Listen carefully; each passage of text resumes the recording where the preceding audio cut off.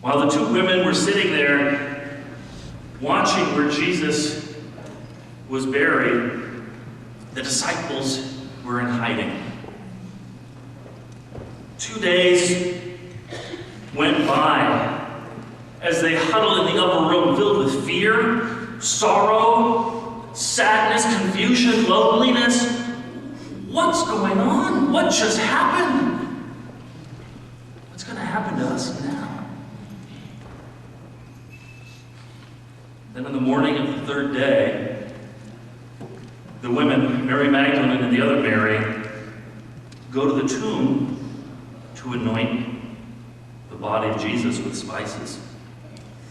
But before they get there, they see that the stone had been rolled away. Instead of me telling you the rest of the story, Mary Magdalene is here. Let's have her tell you the story. I remember it like it was yesterday. My sister Martha asked me, "Mary, what exactly was the purpose of that little scene that you caused during dinner?" I'm sorry. Maybe I'm getting a little ahead of myself. Let me go back. Meeting Jesus. I guess I didn't expect him to be so personable. One that would come into our home, eat dinner with our family, laugh at our jokes, maybe tell a few of his own.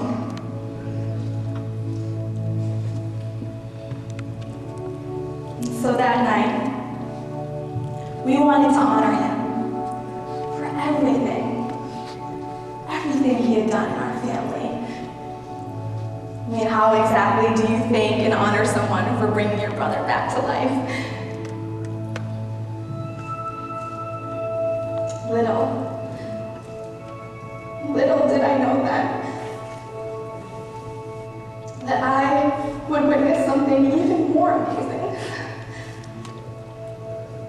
But I'll get to that later. Back to the dinner story. Our sister Martha was in the kitchen, preparing the most perfect meal for him. And then there was me. What could I do? I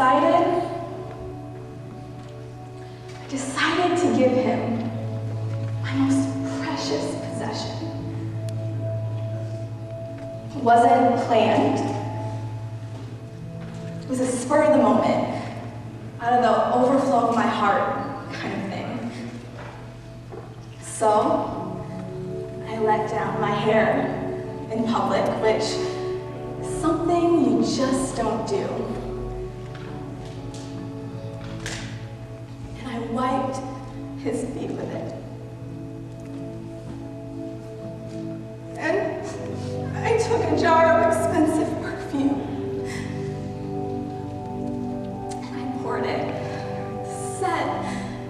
The scent filled the entire room.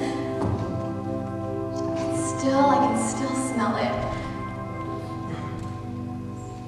At that point, I wasn't concerned with what my sister was thinking, or the disciples, or even the onlookers, but just being with him.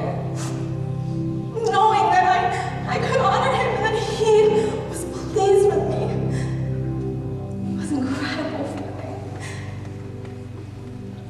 Why did you do it? Well, I guess it was everything that I had.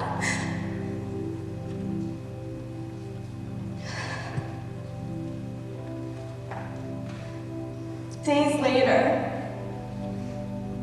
Jesus pour out everything that he had for us, for me. I can still envision the tomb. I remember standing outside of it, crying and crying and crying.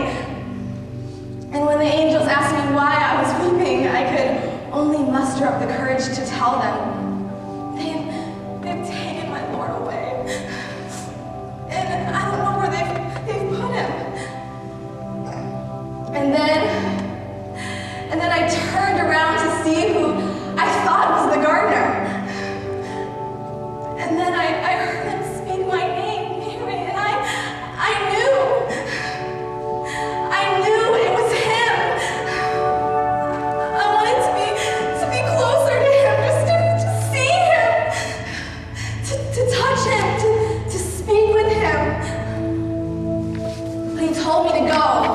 He told me to go find my brothers and tell them the news that he would be returning to the Father. So I, along with the others, ran to tell them, he's risen! He's risen, I've seen him! He's risen, I've seen him!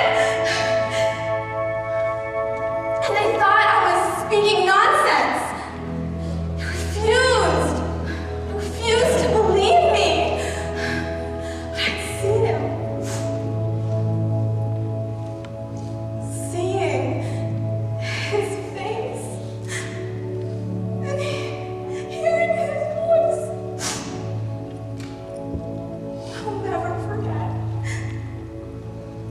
You know, I can boast now I've seen 2 people raised from the dead. My brother